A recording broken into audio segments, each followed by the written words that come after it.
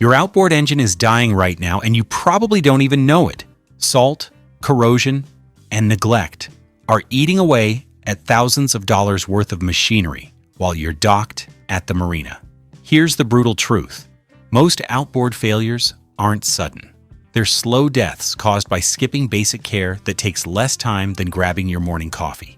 What if I told you that spending just 10 minutes each month could mean the difference between 15 years of reliable performance and a catastrophic breakdown that leaves you stranded 3 miles offshore? Stick around, because the last tip I'm going to share is the secret that separates weekend boaters from the pros who get 5,000 hours out of their motors when most people barely reach 2,000. Let's get into it. Most boaters treat their outboard like it's bulletproof. Fire it up, hit the throttle, and forget about it until something goes wrong. But here's what nobody tells you. Marine environments are the harshest conditions any engine will ever face. Salt water, humidity, constant vibration, and temperature swings create a perfect storm for corrosion and mechanical failure. The good news? A simple monthly routine can stop problems before they start, save you from 5-figure rebuilds, and keep your engine running strong for decades. Think about this for a second. You wouldn't run a marathon without stretching or drink dirty water and expect to stay healthy. Your outboard deserves the same respect. Every component from the lower unit to the fuel system needs attention, and ignoring even one small detail can cascade into total engine failure. I've seen 200 horsepower Yamahas reduced to expensive anchors because owners skipped a $15 part replacement. I've watched Mercury Verados with less than 300 hours need complete powerhead rebuilds because someone thought flushing was optional. The difference between engines that last and engines that fail comes down to consistent habits, not complicated mechanical skills, not expensive tools, just simple monthly checks that anyone can do in their driveway or at the dock. And here's the thing that blows my mind. Most of these tasks cost nothing except a few minutes of your time, yet they prevent repairs that can exceed the value of your entire boat. Before we dive into the specific tips, let me ask you something. When was the last time you actually looked at your engine? Not just a quick glance before heading out, but a real inspection where you checked hoses, examined connections, and made sure everything was in working order? If you can't remember, you're not alone. Most boaters only pay attention when warning alarms start screaming or the engine refuses to start. By then, the damage is already done. So here's your challenge. Commit to one monthly ritual, just 30 days at a time. Follow the steps I'm about to share, and I promise your outboard will reward you with reliability that makes your buddies jealous and resale value that makes buyers fight over your boat. The monthly inspection habit might sound basic, but it's where everything starts. Set aside one day each month, mark it on your calendar, and treat it like an appointment you can't miss. Most engine problems into miles in Toronto announce themselves long before they become catastrophes, but only if you're paying attention. A small crack in a fuel line, a loose clamp on a cooling hose, or corrosion starting on an electrical connection are all easy fixes today, but engine killers tomorrow. Here's what most people miss. Your outboard sits in one of the most brutal environments imaginable. Even if you rinse after every trip, salt creep finds its way into every gap and crevice. Moisture settles in the cowling overnight. Temperature changes cause seals to expand and contract. All of this happens while you're not looking, and it never stops. That's why the monthly ritual matters so much. You're catching deterioration in progress, not waiting for complete failure. Start with a visual sweep of the entire engine. Look for anything that seems different from last month. Discoloration on metal surfaces could indicate the start of corrosion. Staining below connections might mean a slow leak. Cracks in rubber components show age and sun damage. These aren't dramatic problems yet, but give them 6 months and they will be. A mechanic in Fort Lauderdale once told me that 80% of the outboards he rebuilds could have been saved if someone had just looked at them regularly. Not even fixed anything. Just looked and noticed the warning signs. Pay special attention to your cowling and paint condition. Small scratches and chips aren't just cosmetic issues. They expose bare metal to salt air and create entry points for corrosion that spreads underneath the paint where you can't see it. Touch-up paint costs less than $10 and takes 5 minutes to apply. Ignoring it leads to corrosion damage that can't be reversed without expensive refinishing work. Now let's talk about something that destroys more outboards than anything else: salt water. It doesn't matter if you boat in the ocean, brackish bays, or even freshwater with occasional salt exposure. That white crusty buildup you see isn't just ugly. It's actively eating through aluminum, attacking stainless steel, and working its way into places you can't see. Every time you run your engine in salt, crystals form inside the cooling passages. They accumulate in the power head, settle in the lower unit, and coat every surface they touch. Flushing your engine after every single use isn't a suggestion. It's mandatory. And I'm not talking about a 30-second rinse while you're in a hurry to get home. Your engine needs a proper flush with fresh water running through the entire cooling system for at least 10 minutes. Some boaters think they can skip this step if they're going out again tomorrow. Wrong. Even overnight, salt starts its work. The corrosion process begins within hours, not days. Here's the right way to do it. Connect your flushing muffs or use a flushing port if your engine has one. Start the motor and let fresh water circulate through every passage. Watch the telltale stream to confirm water is moving. While it runs, this is your chance to listen. A healthy outboard has a distinct sound, smooth, steady, no rattles or unusual vibrations. Any change from normal deserves investigation. And here's a pro tip that most people never think about. After you flush with fresh water, tilt your engine all the way down and let it drain completely.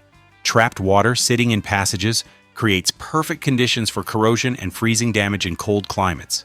Give it a few minutes to drain, then trim it back up to your normal storage position. This one extra step adds maybe 2 minutes to your routine but prevents thousands in freeze damage. Fuel systems cause more headaches for boaters than almost any other component. And the worst part is that most fuel problems are completely preventable. Marine fuel sits in tanks for weeks or months at a time, especially if you're a weekend warrior who only gets out a few times per season.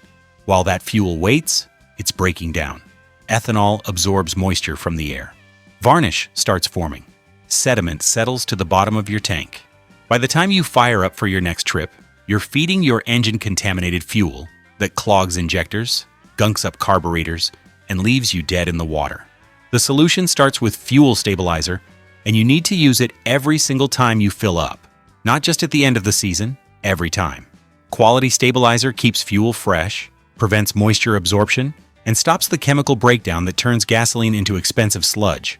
Pour it in before you pump fuel so it mixes thoroughly, and don't cheap out on bargain brands. The difference between good stabilizer and junk could mean the gap between smooth starts and a complete carburetor rebuild that costs $1,200. Your fuel water separator is the unsung hero of your fuel system. This simple filter catches water and debris before they reach your engine, and checking it monthly takes about 90 seconds. Unscrew the bowl, dump out any water you find, and examine the filter element. If it looks dirty or discolored, replace it. These filters cost $20 to $40 depending on your engine, but they protect components worth thousands. A clogged separator starves your engine of fuel, causing rough running and potential damage to high-pressure fuel pumps that can cost over $2,000 to replace. Here's a story that happens more often than you'd think. A guy takes his boat out for the first time in 6 weeks. Engine fires up fine at the dock. Idles smooth. Seems perfect. He gets 5 miles offshore and suddenly loses power. The engine sputters, dies, won't restart. After a tow back to the marina and 3 hours of diagnostic work, the mechanic finds the fuel filter completely blocked with debris. One simple monthly check would have caught it, but instead it turned into a ruined fishing trip and a $400 repair bill. Check your fuel lines while you're at it. Squeeze them gently and feel for soft spots or cracks. Marine fuel line has to meet specific standards because regular automotive hose breaks down from ethanol exposure. If your lines are more than 5 years old or show any signs of deterioration, replace them. A fuel line failure at speed dumps raw gasoline into your bilge, creating a floating bomb that could cost you everything. Fresh fuel line runs about $3 per foot and takes maybe an hour to replace. Compare that to explaining to your insurance company why your boat burned to the waterline. Prime your fuel system as part of your monthly routine. Squeeze the primer bulb until it's firm, then check it again after a few minutes. If it goes soft, you've got a leak somewhere sucking air into the system. Air leaks cause hard starting, rough idle, and performance problems that seem mysterious until you track down the source. While you're checking fuel components, inspect your fuel tank vent. A clogged vent creates a vacuum that starves your engine of fuel, causing performance issues that mimic a dying fuel pump. The vent is usually a small fitting on top of your fuel tank, and it needs to breathe freely. Clear any debris, make sure the screen isn't clogged, and verify air can move in and out. This 30-second check prevents hours of frustrating troubleshooting. Lower unit maintenance separates smart boaters from the ones who learn expensive lessons. Your lower unit lives completely submerged, spinning at high speeds while dealing with incredible stress. Inside that housing, precision gears mesh together with nothing but gear oil standing between smooth operation and catastrophic failure. Most people never think about their lower unit until they hear grinding noises or lose forward gear, and by then the damage is already done. Check your gear oil monthly, and I mean actually check it, not just assume everything is fine. Remove the drain plug and catch a small sample in a clear container. Healthy gear oil should be dark and clean, roughly the consistency of honey. If it comes out milky, gray, or looks like a chocolate milkshake, you've got water intrusion. That water is destroying your gears right now, grinding away metal surfaces and creating a repair bill that starts around $1,500 and goes up from there depending on how long you ignored it. Water gets into lower units through failed seals, and those seals fail for predictable reasons. Impact damage from hitting underwater objects, age and deterioration from years of use, installation errors during previous service. The prop shaft seal is especially vulnerable because it's constantly moving, wearing against the shaft every time your prop spins. A small leak starts, water mixes with the oil, and the destruction begins. Catching it early means a seal replacement that costs maybe $200. Missing it leads to gear replacement that can total $3,000 or more. Inspecting your propeller should be part of every monthly check. Remove the prop and examine the shaft for fishing line wrapped around the hub. Monofilament works its way behind the prop and cuts into seals like a knife, creating the exact water intrusion problem we just talked about. While the prop is off, check the condition of the blades. Dings and bends affect performance and create vibration that stresses the entire lower unit. A damaged prop also makes your engine work harder, burning more fuel and reducing top speed. Here's something most boaters never consider. Your prop should spin freely on the hub with just a bit of resistance from the rubber cushion inside. If it's locked solid or spins with zero resistance, your hub is failing. A spun hub means your prop freewheels without transferring power, leaving you with high RPMs but no forward motion. It happens gradually, so you might not notice until you're struggling to get on plane or can't reach normal cruise speed. Replace the prop or have the hub rebuilt before you're stuck limping back to the marina at half speed. Look closely at the prop shaft itself while you have the prop removed. Any scoring, pitting, or rough spots on that shaft will chew through your new seals in a matter of hours. A damaged shaft needs to be replaced or professionally polished smooth. Trying to save money by installing new seals on a damaged shaft is like putting new tires on bent wheels. It's not going to work, and you'll be doing the job again in a few months. Zincs are your outboard's sacrificial protection against galvanic corrosion, and they need monthly attention. These chunks of soft metal corrode instead of your engine components, but only if they're actually there doing their job. Check every zinc on your engine, the ones on the lower unit, the trim tab zinc, any internal zincs your engine might have. If a zinc is more than half deteriorated, replace it. Waiting until it's completely gone means corrosion is already attacking your engine. New zincs cost $10 to $30. New powerhead components cost thousands. Do the math. Different water conditions eat zincs at different rates. Saltwater boaters might need to replace zincs every few months. Freshwater boaters might get a full season or more. The key is checking regularly, so you know your replacement schedule. Mark it on your calendar when you install new zincs and track how long they last in your specific boating environment. Electrical connections on boats fail faster than any other component, and it's not even close. Think about what your outboard's electrical system deals with. Constant vibration shaking every connection loose, salt spray coating terminals, humidity creeping into every junction, temperature swings from freezing winter storage to blazing summer heat. Your battery cables, ground connections, and wiring harnesses are fighting a losing battle unless you stay ahead of the problem. Start with your battery terminals every single month. Remove the cables and inspect the posts. Green crusty buildup means corrosion is eating away at the connection, creating resistance that makes your starter work harder and can leave you with a no-start situation on the water. Clean the terminals with a wire brush and baking soda mixed with water. Rinse thoroughly, dry completely, and apply dielectric grease before reconnecting. Tight, clean connections mean reliable starts and proper charging. Corroded connections mean you're one fishing trip away from calling for a tow. Check your battery hold down and make sure it's secure. A battery that bounces around in rough water damages terminals, cracks the case, and creates dangerous short-circuit conditions. The hold down should be snug enough that you can't move the battery by hand. If it's loose, tighten it down. If the bracket is corroded or broken, replace it before your battery becomes a projectile in heavy seas. Your kill switch lanyard might seem like a minor detail, but test it monthly. Clip it on and pull it free while the engine is running at idle. The motor should die instantly. If there's any hesitation or it keeps running, you've got a safety problem that needs immediate attention. That kill switch could save your life if you fall overboard, but only if it actually works. A faulty switch is a 15-minute fix at the dealer or a simple replacement part you can install yourself. Engine alarms exist for one reason: to warn you before catastrophic damage occurs. Test your overheat alarm by disconnecting the temp sensor while the engine runs. The alarm should scream immediately. No alarm means you won't know if your cooling system fails until you see steam and smell burning metal.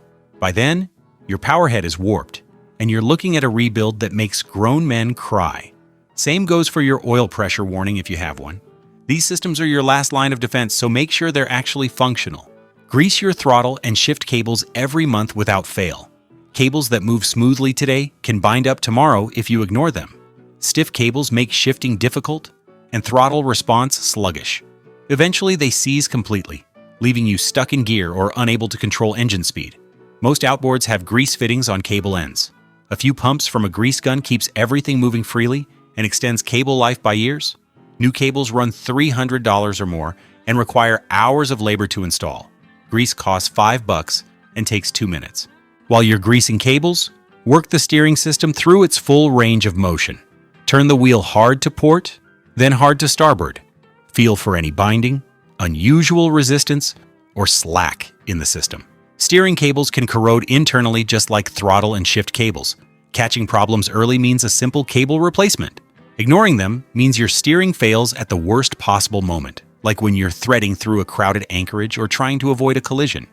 Inspect your steering fluid if you have hydraulic steering. Most systems have a reservoir you can check just like brake fluid in a car. The fluid should be clear and at the proper level. Low fluid means you have a leak somewhere in the system. Dark or contaminated fluid means it's time for a complete system flush and refill. Hydraulic steering failure is not something you want to experience at 30 miles per hour with boats all around you. Here's your bonus tip that even experienced boaters forget. Warm up your outboard correctly. Don't just fire it up and slam the throttle forward. Let it idle for 60 seconds so oil circulates through the power head. Then run at low RPM for the first 5 minutes, gradually increasing speed as the engine reaches operating temperature. Cold engines running at full throttle suffer accelerated wear on pistons, rings, and bearings. The damage is invisible at first, but it accumulates over time, shortening engine life by thousands of hours. Think of it like this: you wouldn't sprint a marathon without warming up your muscles. Your outboard deserves the same consideration. Those first few minutes at low speed, let metal components expand to proper tolerances, oil reaches full pressure, and everything comes up to temperature gradually. Push it hard when cold, and you're forcing parts to work before they're ready, creating excess friction and where that ages your engine prematurely. One more critical point about warm-ups: never let your outboard idle for extended periods. Some boaters start their engine and let it run for 10 or 15 minutes while they load gear and get ready to leave the dock. This is terrible for marine engines. Outboards are designed to run under load with water flowing through the cooling system from forward motion. Sitting at idle means inadequate cooling, carbon buildup in the combustion chambers, and incomplete fuel combustion that fouls spark plugs. Start your engine, wait a minute, and go. That's the proper sequence. Pay attention to how your engine runs during that warm-up period. Listen for unusual sounds, watch for smoke from the exhaust, feel for vibrations through the controls. Your engine talks to you during those first few minutes, telling you if something is wrong. A mechanic friend once caught a failing water pump simply because he noticed the exhaust stream was weaker than normal during warm-up. That observation saved him from an overheated power head that would have cost $6,000 to rebuild. Check your engine mounts and transom bolts monthly.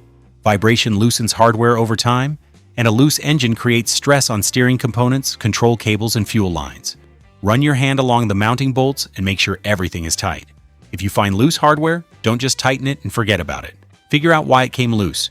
You might need Loctite, lock washers, or even new mounting hardware if threads are stripped. Inspect your transom itself for any signs of damage or deterioration.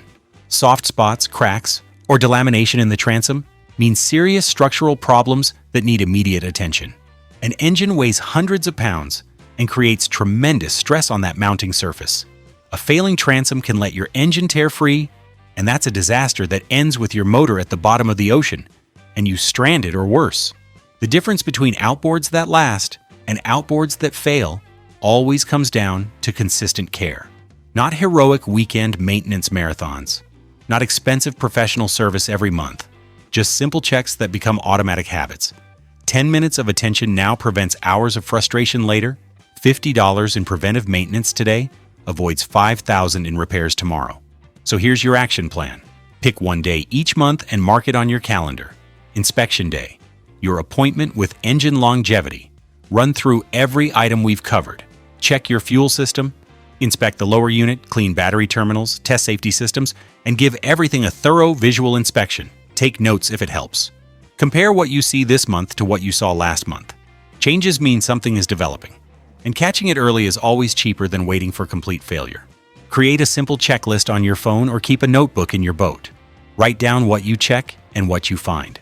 Over time, you'll build a maintenance history that helps you spot trends and predict when components need replacement. You'll also have documentation that increases resale value because serious buyers appreciate boats with proper maintenance records. Remember that your outboard is an investment worth protecting.